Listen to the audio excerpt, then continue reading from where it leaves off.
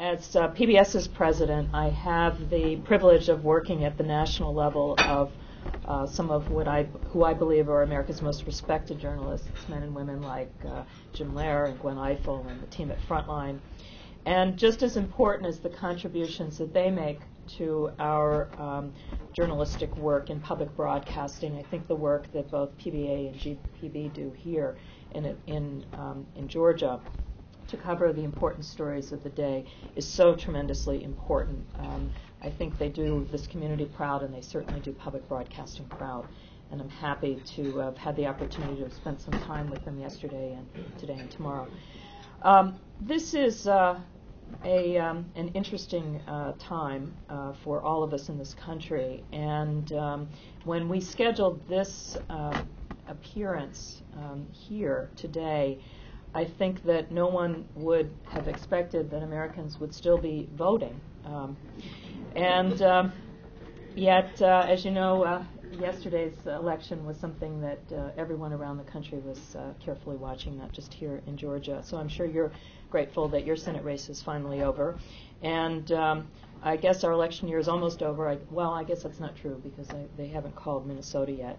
But I was thinking a lot about this election as I was thinking about my comments here today, and I was reminded of the scene from what is one of my favorite movies, The Candidate, and I'm sure that most of the people in this room remember this film. If you don't remember, it came out in the 70s, and Robert Redford plays a idealistic public interest lawyer who runs for the U.S. Senate. And during the course of what is a very long campaign, he steadily compromises his values and eventually surrenders his conscience to his handlers.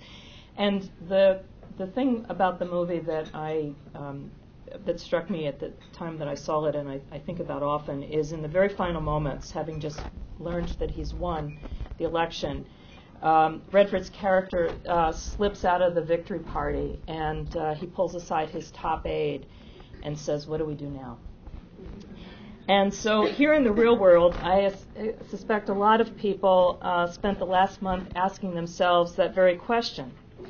But I'm not thinking about our president-elect or any of the candidates that were elected or re-elected last month. I'm actually talking about my colleagues in the news media. My guess is that, like my colleagues at public broadcasting, we're doing a lot of soul-searching during this past month, reflecting on the consequences of the election and asking ourselves, what do we do now? And if we're not asking ourselves that question, we should be. Because just as the next administration has its work cut out for it, so do we in the media. And that's what I want to talk about today, the role of journalism in the world moving forward. I want to share some thoughts on how the press, both public broadcasting and commercial media alike, can keep Americans engaged in the political process and how new approaches to journalism are needed to ensure that that happens. And then hopefully I'll leave a little time for some questions, and I'd be happy to answer them. But I thought I'd start by really talking about the intensity of civic engagement in this election. No matter where we looked in 2008, we saw it. We saw it in the endless lines at the polling places on November 4th when, according to one estimate, 133 million voters cast ballots, the biggest turnout in 40 years.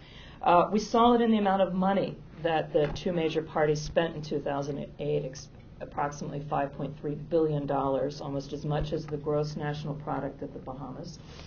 We saw it online, where Obama Girl, Will.i.am, and Tina Fey's Saturday Night Live sketches became viral video sensations.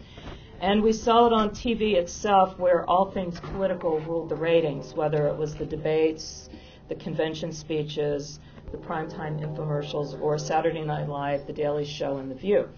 To cite just one example, this year's vice presidential debate was the most watched in history, drew 73 million viewers, almost 4 times the number of people who watched the Phillies defeat the Rays in the World Series. So no matter how you measure it, Americans engaged in politics this year have been at levels not seen in generations. And as a nation, we flexed our civic muscles again, whipping the body politic back into shape after decades of listlessness. The question is, Will this last? Is this the beginning of a national revival in citizenship, a period in which a re-energized electorate take a renewed interest in public affairs? Or will history remember this as a fleeting moment, a respite from apathy and cynicism that has crippled our politics for so long? I hope it's the former, but hope is not going to make it happen. Civic engagement requires citizens who are vigilant about staying involved and leaders who place a higher premium on public service than political expediency. It also requires good journalism. The Bill of Rights guarantees freedom of the press because the Founding Fathers understood that a well-informed electorate was the key to self-government. So if we want Americans to stay involved in the political process, the news media must take political coverage seriously, giving us not only the headlines of the day, but also the analysis and context that we need to make informed decisions. And I think that's easier said than done. To give the public what it needs, my news media colleagues and I need to rethink our approach to journalism in three key areas. I call them the 3 Ps, not just because my name's Paula. Presentation, platform, and principles. Let me begin with presentation. It's no secret that we live in a world with more media available in more places than ever before. We can read newspapers online, watch TV on our cell phones, download movies to gaming consoles, visit the local multiplex to watch live opera or pop concerts and sporting events, or an experience I had recently standing at the gas station with the video monitor playing right in front of my face. If you've been in New York recently, you know as soon as you get into a taxi cab, the screen pops up and news coverage starts immediately. It is everywhere. Journalists have never faced so much competition for the eyes, ears, and minds of the American public. But too many news organizations are trying to stand out in this competitive arena by presenting the news as another form of entertainment. And I think this is especially true on television. Remember how horrified critics were in 1981 when Dan Rather took over the CBS Evening News and replaced the show's opening, that simple, rhythmic clunking of Walter Cronkite's teletype machine, with lavish theme music. I wonder what those critics would make of today's newscast with 3D maps, virtual sets, and dispatches from holographic correspondents. But the problems with presentation go much deeper than Hollywood production values. I fear that they're penetrating journalism's core values.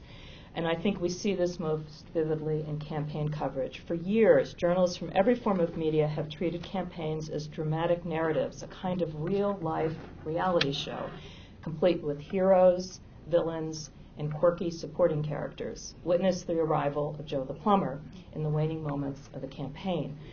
But framing political coverage as stories of winners and losers only conditions the public to tune out, when the campaign ends and the governing begins. After all, once the victory and concession speeches are given on election night, once that last contestant has been voted off the island, the show's over. It's no wonder that so many news channels lost a third of their audience in the week after Election Day. This shouldn't be happening. The story doesn't end on election night. In many ways, it is just the beginning. So my media colleagues and I must begin re-examining the way that we present politics, ensuring that our coverage never treats it as another TV reality show, but only as the very serious business of governing our nation.